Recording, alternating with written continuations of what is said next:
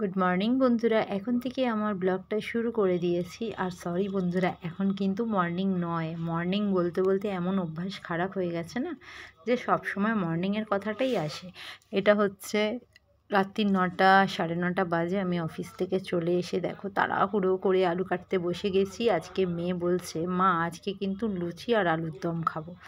তো ভাবলাম চলো, জয় মঙ্গলবার, রাত্রেবেলা তো নিরামিষ করতেই হবে। ভাবছিলাম পরোটা করব, কিন্তু বাচ্চাটা যখন বলল লুচি আলুর দম, তখন ওর বাবাও শুনে বলল, হ্যাঁ হ্যাঁ সেদিনের মতো আলুর দম পোনো। সেদিন মানে আরেক দিন, মানে অন্য আরেকটা দিনে আমি আলুর দম করেছিলাম, ওদের নাকি ফাটাফাটি লেগেছে। তো সেটাই নাকি ওদের মুখে লেগে রয়েছে। তো যাই হোক বন্ধুরা, কথার খেয়ালে ভুলেই গেছি, তোমরা সবাই কেমন আছো আর একবার বলে দিলাম। আমরা কিন্তু সবাই ভালো আছি। আর আমার দাঁতের ব্যথাটা কিন্তু রয়েছে, যার জন্য আমি ভয়েস ওভার দিয়ে কথা বলছি। আর সেই সময় যদি কথা বলি, তোমরা জানোই যে আমার আশেপাশে যে ঘর আছে তাদের সাউন্ডগুলো সব ব্লগে উঠে আসবে। তো যাই হোক, আমি কিন্তু দাঁত চিবিয়ে চিবিয়ে কথা বলছি। তোমাদের যদি বুঝতে অসুবিধা হয় একটু মানিয়ে নিও, কেমন, নিজের মতো করে। তো চলো ঝটপট আমি আলুটা ধুয়ে নিয়ে আলুর দমটা বসিয়ে দিই। আর আজকে আমি কিভাবে রান্না করছি তোমাদের সেটাই শেয়ার করব, কেমন।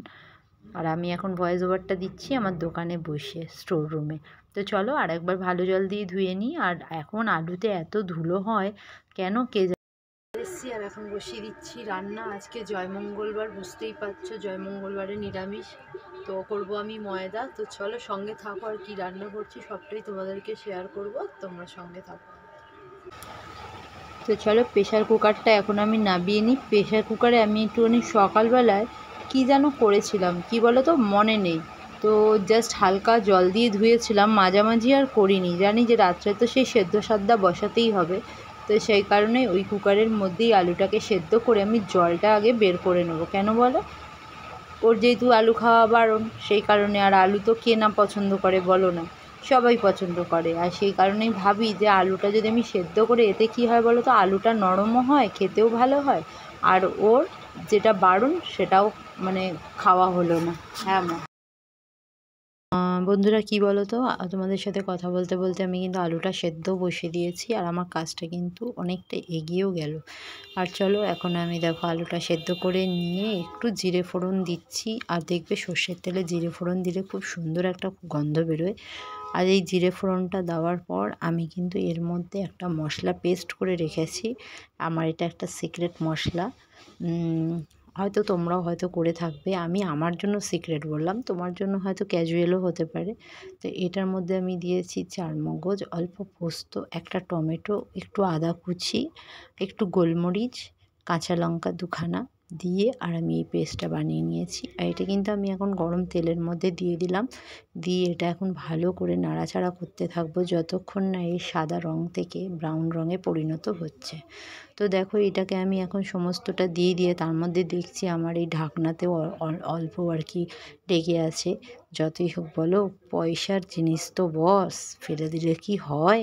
তো সেই কারণেই ভাবলাম একটু কাচিয়ে কুচিয়ে মায়েদের মতো একদম মানে কি বলবো, গৃহিণীর মতো যেরকম কাজ করে সেরকমভাবে আর কি করে নেওয়ার চেষ্টা করলাম। যদিও বা আমার একদম ভালো লাগে না এই কাচিয়ে কুচিয়ে করতে, কিন্তু এক এক সময় আবার দামি জিনিস হলে না, তখন আবার ফেলে দিতে গায়ে লাগে। তো সেই কারণে একটু কাচিয়ে নিয়ে দেখো আমি এখন মশলাটাকে তেলের মধ্যে ভালো করে কাইয়ে নিচ্ছি। আর দেখছি আস্তে আস্তে না এর একটুখানি তেল ছাড়তে শুরু করে দিয়েছে। পোস্ত আর চারমগজ সত্যি সত্যি নিজস্ব একটা তেল আছে যেটা ছাড়তে শুরু করে। আর এতে খোশবাড়িটাও খুব সুন্দর বেরোচ্ছে। তো চলো এই যে জল দিয়ে দেখো আবার ধুয়েও নিচ্ছি, মানে কিচ্ছু ফেলা যাবে না এরকম অবস্থা। আমার মেয়ে এরকমভাবে ধোয়া দেখে বলে কি, মা গো আর মাজতে হবে না, এবার তুলে রেখে দাও, কি বলো।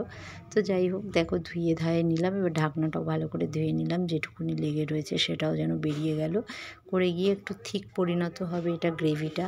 তো চলো এটাকে ভালো করে নিয়ে আমি মিক্সিটা কিন্তু এখন তুলে রাখছি, পরে আমি মাজবো, যেহেতু পেঁয়াজ রসুন কিছু ঠেকাই নেই, সেই জন্য কোনো অসুবিধা নেই, রেখে দিল। আর এটাও দেখো ভালো করে কাইয়ে নিচ্ছি।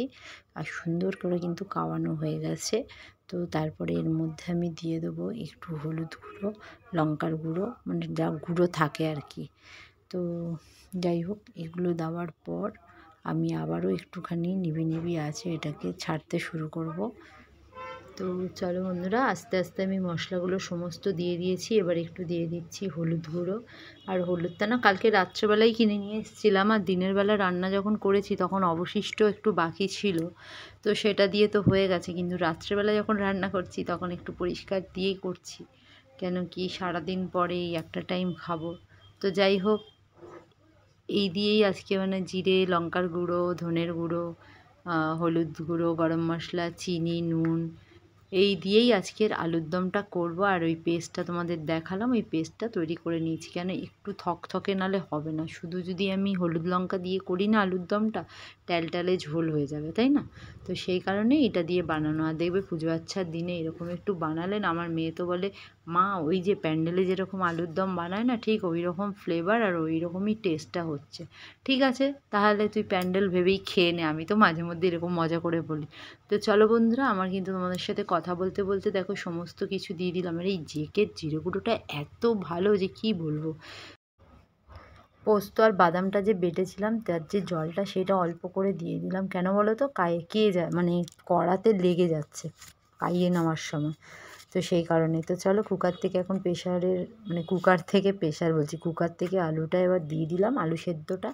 এবার একটু নাড়াচাড়া করে নিয়ে দেখো একটুখানি ভালো করে মশলাটা আলুর সাথে যখন মিশে যাবে, দিয়ে দেবো সেই পোস্ত ধোয়া জলটা। তো চলো, তোমাদেরকে দেখিয়ে দিলাম, একদম আসছি আবার ফাইনাল লুকে, কেমন? সঙ্গে থাকো।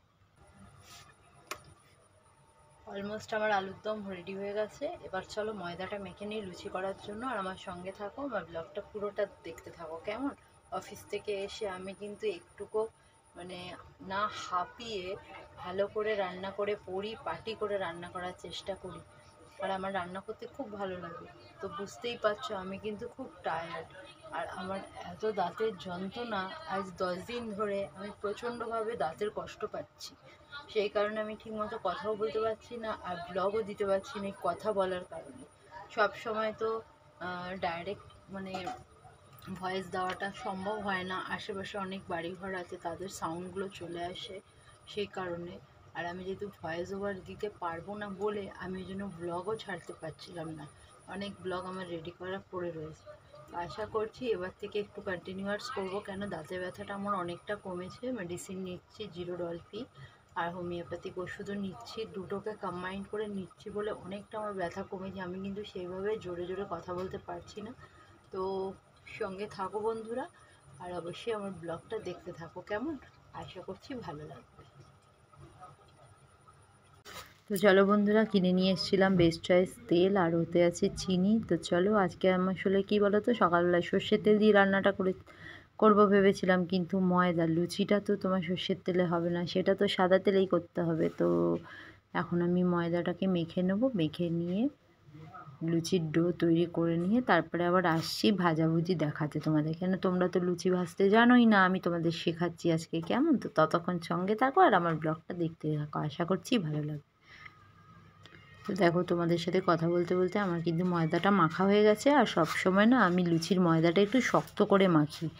মা বলে যে একটু শক্ত করে মাখলে লুচি নাকি খুব সুন্দর ফোলে, মানে ঠাসবি কিন্তু জল বেশি দিবি না, ঠেসে ঠেসে ওটাকে নরম করবি, আর যখন ছিঁড়বি তখন ফটফট করে আওয়াজ হবে, তাহলে সেই মানে ময়দাটাও নাকি খুব ভালো মাখা হয়।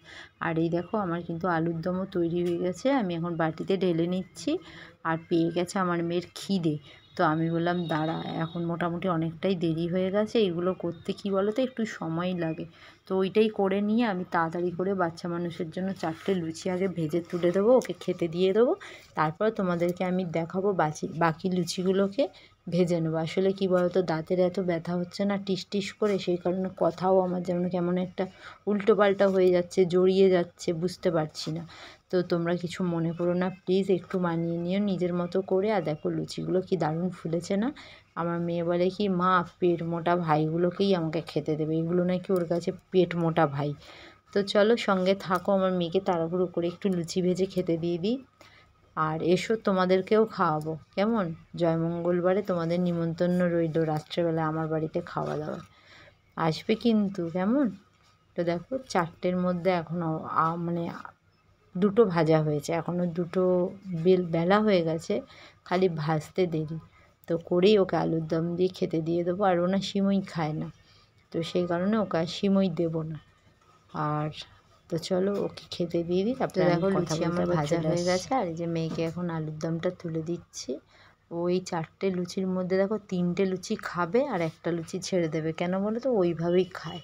আর এই আলুর দমটাও দিয়ে দিলাম, সেটাও আবার তাকে বেশি দেওয়া যাবে না জানো, কম করে দিতে হবে। তার ইচ্ছা হলে খাবে, না ইচ্ছা হলে দিয়ে দেবে। কোন দিকে যাবো বলো দেখি।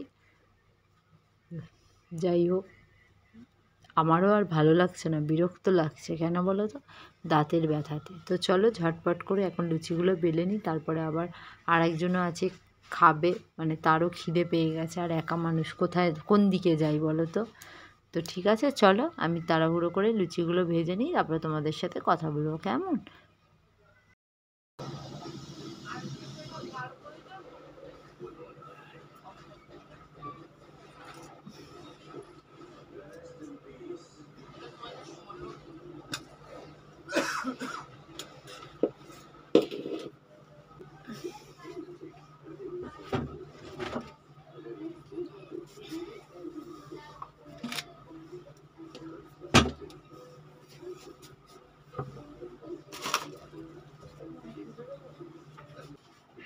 তো চলো আমার রান্না কমপ্লিট, এখন যাচ্ছি আমি স্নান করতে। এখন মোটামুটি বাজে রাত্রির 11টা।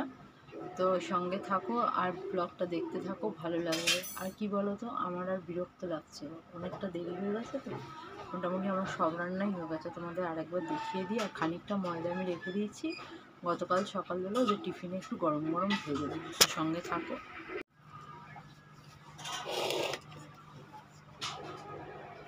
এই দেখো ময়দাটা, এই ময়দাটা কালকে সকালবেলা আবার করে দেবো। আর এখনকার জন্য এই লুচি আর এই আলুর দম। তো চলো।